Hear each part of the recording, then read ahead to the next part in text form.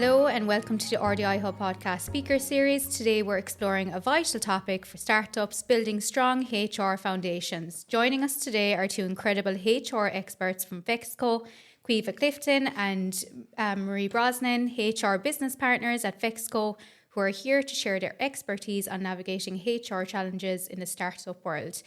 Caoimhe and Marie, thank you for joining us. Thank you for having us. So let's kick off with the importance of HR in startups. Why do you think establishing good HR foundations is critical for startups? I'll take that one. I suppose establishing good HR foundations is critical to ensure that startups are following legal compliance, that they're applying by all the different legislation and that they have essential documentation in place, such as your employment contracts and correct policies and procedures, that you are forecasting then as well your recruitment needs and have a proper and robust recruitment process in place.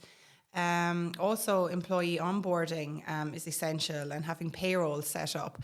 Onboarding is so important, to show a good employee experience right from the beginning, right from when you first meet the candidate in the interview process, right through to them starting the first day in the job. And then probation management, ensuring that you're complying by probation management and all legislation that comes with that.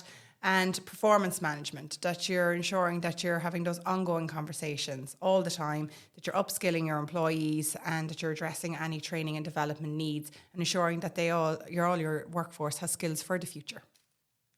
Your presentation highlights employment law changes in 2024. What are the key changes startups should be aware of? Perfect. So the first one is around national minimum wage.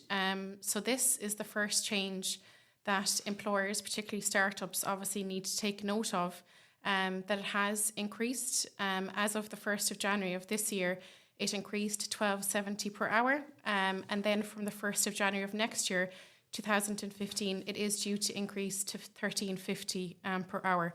So that is something that startups particularly need to be aware of when it comes to paying their staff.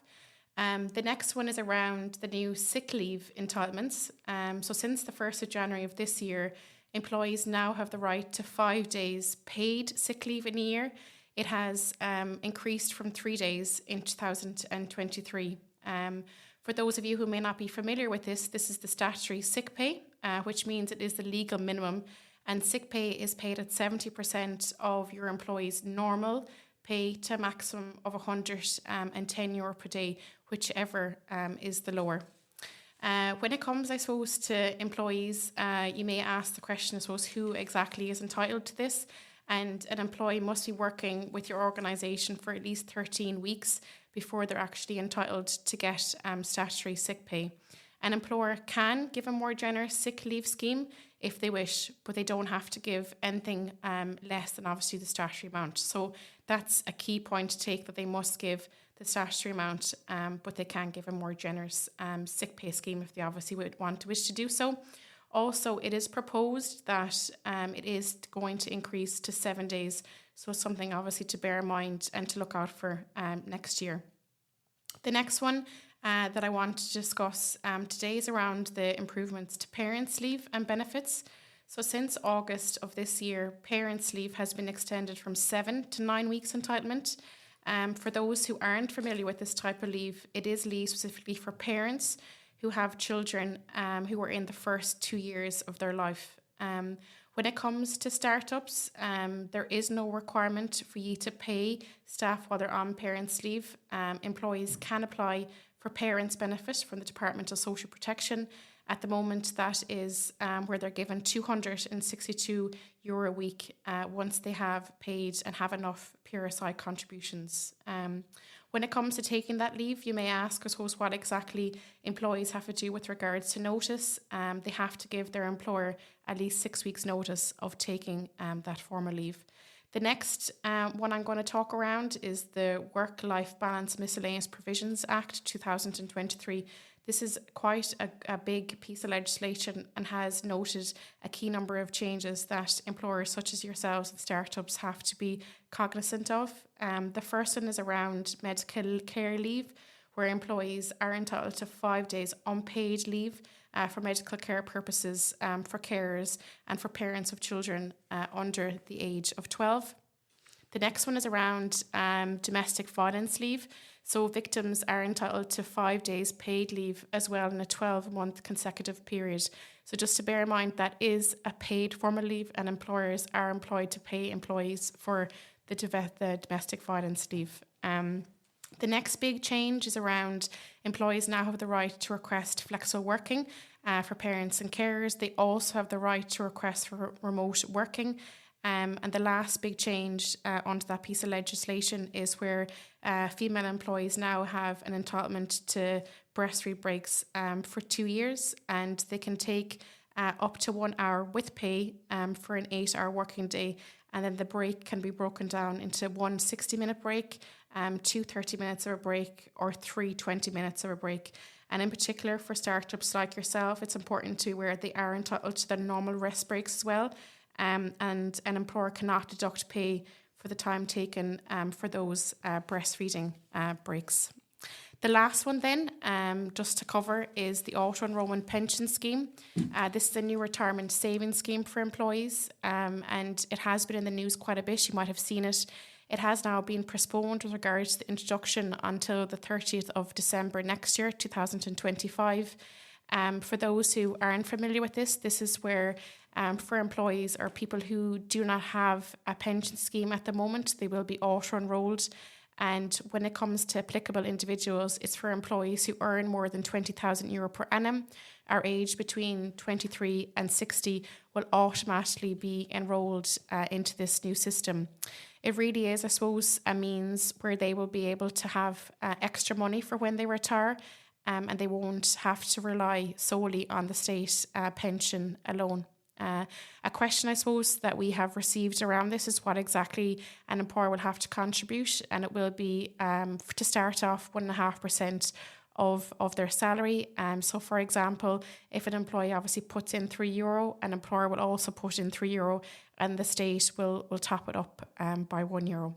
So, look, I suppose these are really the main changes in law for 2024, and are obviously applicable for startups to be aware of. And just like that, the landscape is constantly changing. So how can startups ensure they remain compliant as laws evolve, especially with limited resources? Yeah, good question. To make sure, I suppose, that you are staying compliant as the law evolves, it would be important to make sure that you are attending regular training, as well as obviously your employees within the organisation, to get upskilled and to have the knowledge around changes that are coming in place.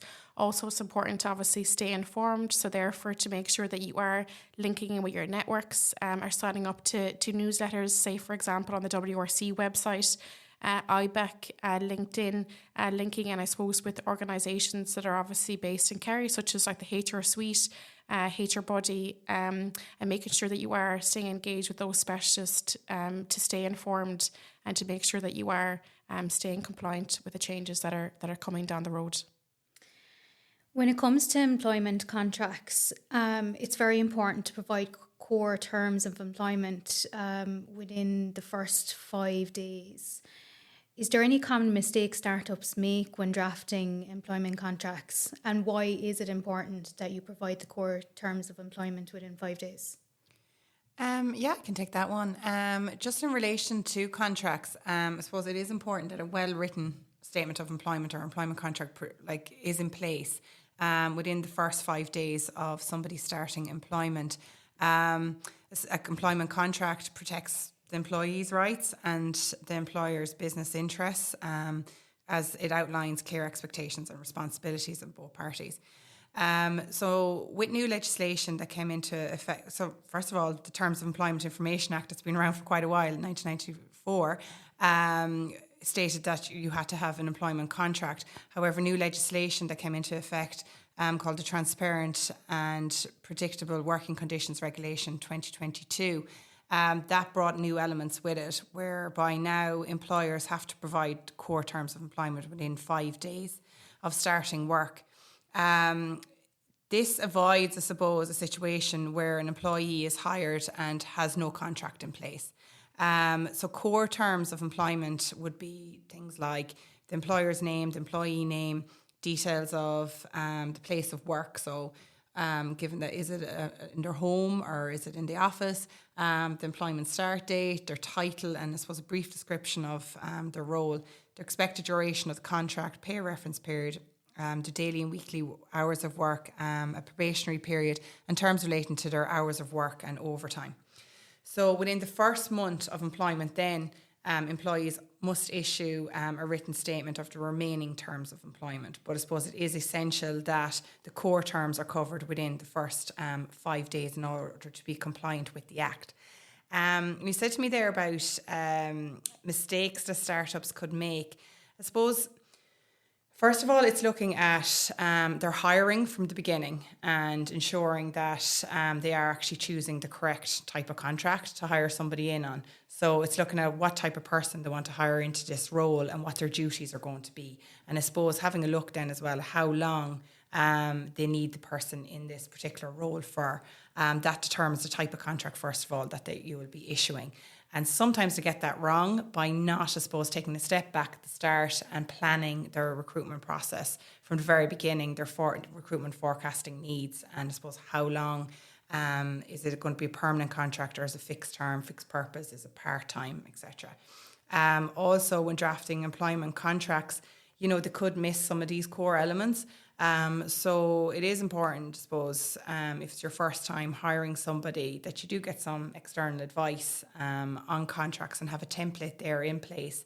Because once you have the contract template, it's easily make amendments to a contract template than starting out on your own. As well, it's important that certain policies and procedures are in place as well around grievance, disciplinary, absence management, etc. So probably I would suggest getting some advice from the very beginning to make sure you have those documents in place. So we know how important it is to attract the right talent, and we know how hard it is actually, especially in today's landscape, just to retain employees and to get the right person for the job. What strategies would you recommend for startups to attract the right talent given their often limited budgets? Okay, perfect. I can take that one. So in particular, I suppose, in order to make sure that you are attracting the right talent, given, I suppose, the limited resources and the budget obviously available, it's important for startup organisations obviously to leverage their network, in particular around the professional and personal connections that they may have, as well as if there is other employees in the organisation to leverage, I suppose, their connections as well. So therefore making sure that they spread the word around the particular role that's being advertised and recruited for. Secondly, then it's to tap in with networks. So therefore, with universities, colleges, further places of education, to tap in and partner with those to be able to promote particular roles that are being recruited for. As well as that, it's important to think about, I suppose, benefits that can be provided in order for them to be differentiate themselves and also to compete against those larger organisations. So therefore, can they promote, I suppose, the type of diversity and the role that they be given. So therefore, the hands-on approach, the opportunities that they will get with a startup organisation when it comes to learning and upskilling, and also the career growth opportunities around being creative, having that distinct experience, and also the diverse kind of responsibilities that would fall into their portfolio if they were to come and start working within a startup. So it's a really around tapping into your network, using the options that are available to you, making sure that individuals are aware of what exactly they will get with the opportunity with yourself, and then looking at other avenues, methods of advertising your role, such as using, social media, so LinkedIn, all of those, I suppose, avenues that would be either low budget or would obviously be free to startups to use. So that would be what we'd recommend. Earlier when you were outlining the critical HR foundations, you mentioned like the onboarding process. What are the key elements of an effective onboarding process for a small startup? Okay, so I'll take that one again. So when it comes to, I suppose, onboarding, in particular for startups, it doesn't necessarily need to be a process that's very costly. It doesn't have to involve, any fancy systems. It just encompasses, I suppose, everything that was required in order to get a new employee started within the startup organisation. So therefore, it includes the paperwork that was required. So say, for example, a contract of employment, an employee handbook, making sure that's issued and it is comes back from the employee signed. It's around making sure that their workstation is set up, that they have access to a computer or a laptop, get access to any systems that would be required. It's also around making sure the employee has a good understanding of what exactly is expected for them in the role, and also for them to make and be involved of kind of anyone they're going to work with on a daily or weekly basis. So making those social introductions to make sure that they succeed in the organisation. When it comes to an onboarding process, in particular for startups, it doesn't obviously need to be necessarily anything that's quite lengthy. It just really involves the process from when someone accepts a job offer with yourselves, right through to that waiting period until they start employment the first day, and then any orientation or training that they will be put on for the first few weeks, all the way up until the employee's first year. Out there, I suppose, in the market, there's numerous research that shows that when it comes to an onboarding process, how important it is to make sure that the onboarding process is as smooth and as transparent and thorough as possible, because it does lead to essentially employees being more satisfied in their role. It ensures that obviously they stay within the organisation for longer. They understand exactly what the culture of the startup is. They understand what exactly is expected of them in their role. And when it comes to onboarding, in particular for startups, they need to be aware of that once an employee comes and starts within their organisation, it really is a first-hand glimpse as to how exactly the company will operate and how it will treat their staff. So making sure, I suppose, it is a friendly process, that people are onboarded, and that you do, I suppose, take the time to be able to sit down with the employee, every week, bi-weekly, just to make sure that everything is aligned and they are clear around what it's expected with them. So look, as I suppose I would have gone through there, as you can see, it doesn't need to be anything that's very costly. It's just about giving the employee that time and meeting with them regularly to make sure everything is clear and they are set up with the various systems and the workstation that is required, and they do meet with key stakeholders or staff or clients that they will obviously be working with throughout the time with yourselves. And super important as well for retention and culture, and I suppose really laying out what it's like to work in your organisation. So very important. In terms of probation management, what is probation management and why is it important for startups to get it right? Yes, probation management, I suppose you'd see it as being a trial period, really, during which parties can assess the working relationship and allows the employer to determine whether the employee is a good fit for the role and essentially for the organisation. So the EU Transparent and Predictable Working Conditions Regulation 2022 came into force on the 16th of December 2022. And with that, I suppose it introduced significant changes to laws of contract of employment and working conditions for employees. So specifically, there is now new regulations regarding the length of probationary periods and contracts of employment for employees. So it's very important that startups know about this legislation and keep abreast to the changes in this. In exceptional circumstances, an employee's probation period can be extended for up to a further 6 months, up to a maximum of 12 months in total. An extended probation period occurs when it is deemed in the employee's interest or when an employee has been on extended leave, such as sick leave, during the probation period. Outside of that, it is very important that probations are managed within the 6-month period. So why is it important for startups to get it right? Well, I suppose what I'd say on that really, it's very important to get it right within that 6 months. from a cost perspective as well, within the first 6 months, you're training up an employee, you're going through the whole onboarding process, which Caoimhe spoke about. This is time, it takes up a lot of time. And it's important that, you have the right person for this particular role. If you don't have the right person, or if they're not the right fit, or they're not performing to the standard or expectations that you have set, it's very hard then, to manage them out through the disciplinary process.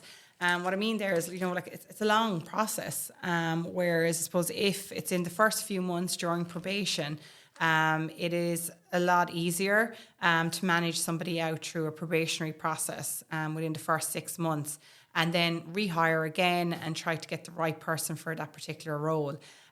If you have gone past the 6 months and the person has been made permanent or has passed their probation, it's a long process then to go through a disciplinary process. You have different stages of warnings and before you can get to dismissal. So it's kind of a long drawn out process if you know from the very beginning this person is not the right fit or the right person for this particular role.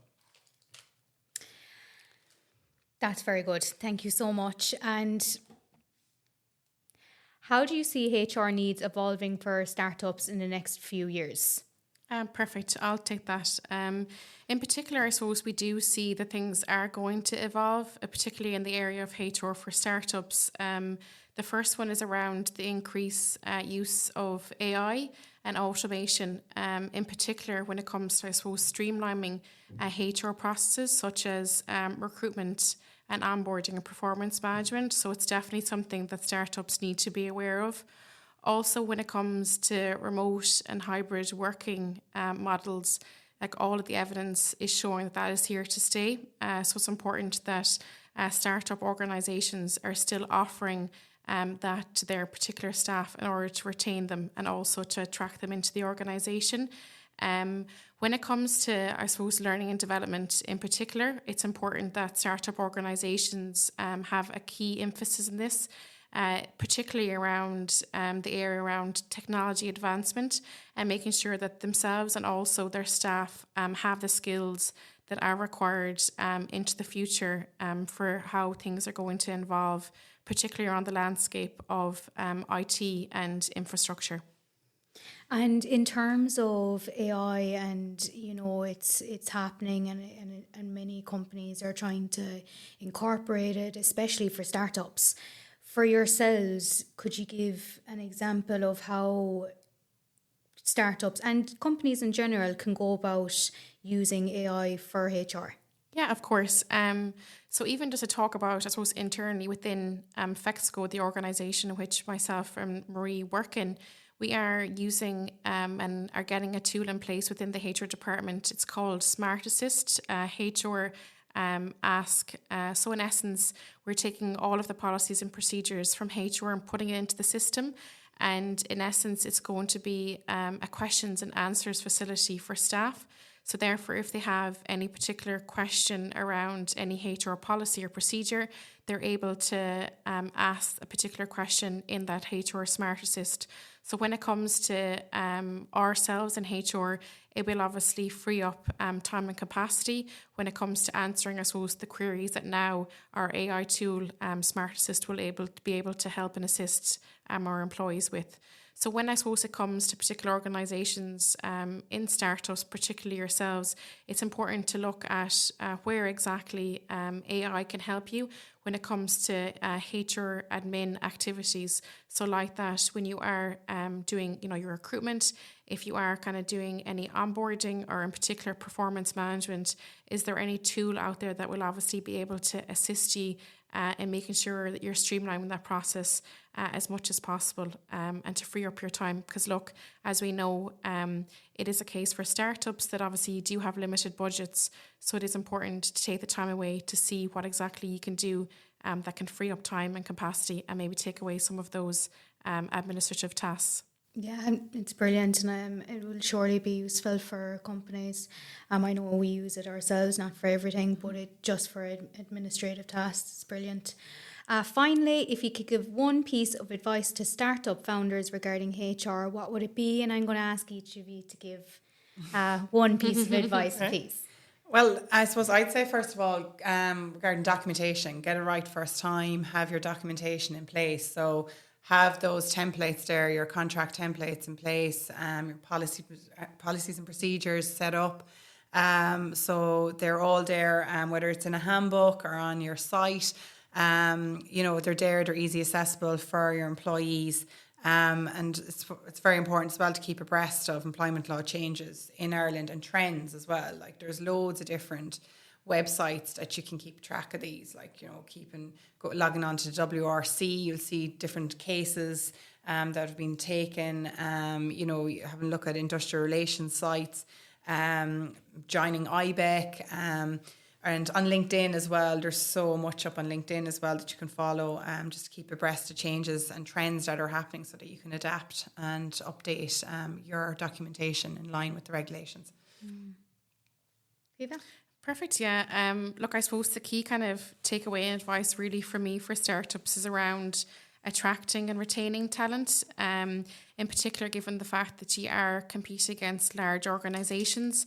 It's important to make sure that you are clearly communicating out to potential hires around how exactly you can help upskill them and what exactly the experience they're going to get from working with you guys in startups. So therefore, it's key around all the learning opportunities, the diverse opportunities and responsibilities that they will get.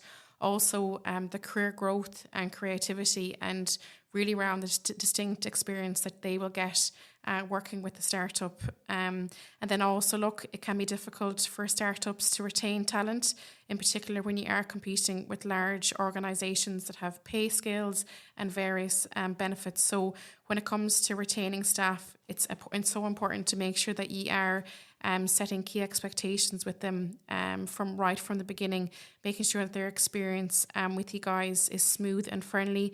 So therefore, the importance of having that streamlined onboarding process is so important to make sure that their first glimpse into your organisation and for the first year is as smooth and friendly as possible. So therefore, they're getting that one touch with you as the owner of the startup. Then really, I suppose for me, just the next step around really attracting and retaining talent is around building your employer brand. So really make use of all of those internal networks that you have, all those professional and personal connections. Create, a LinkedIn profile. Make sure you spread the word, increase your connections, sign up to various opportunities and also groups to be able to get your name out there and to be able to promote your brand. Fantastic advice. A huge thank you to Marie and Caoimhe for sharing your invaluable insights and building strong HR foundations for startups, sure to help many founders set their businesses up for success. Thank you, ladies. Thanks very much. Thank you.